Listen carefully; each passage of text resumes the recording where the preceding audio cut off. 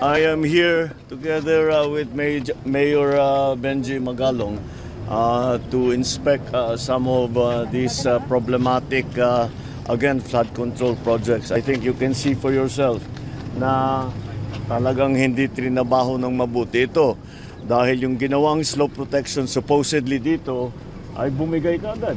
Sinama, pati yung slope protection na dapat na nandyan na hindi ginawa ay gumuho lahat ito, bumagsak dito, mabigat, nasira yung kalsada. Ngayon, nakita ngayon namin yung erosion sa ilalim ng kalsada, which is the most important part, ay wala na-erode na dahil yung ginawa nilang protection wall ay ubod ng hina, ubod ng liit.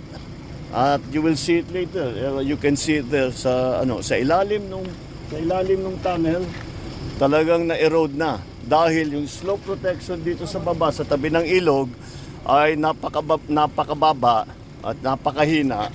Kaya nung pumasok yung tubig, nung bumigat yung tubig, tangay kagad.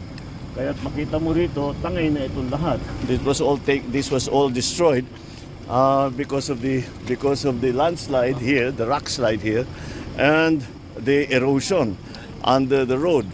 Now, the project that was supposed to take care of this cost us 260 million, more or less, 260 million.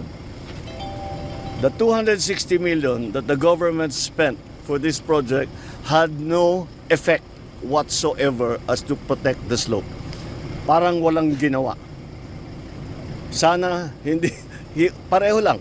Kung hindi, wala silang tinayo, wala silang linagay na wall, wala silang linagay na riprap, wala silang linagay na slope protection, ganun din ang nangyari. Kaya ang valor ng kanilang trabaho is zero, complete zero. And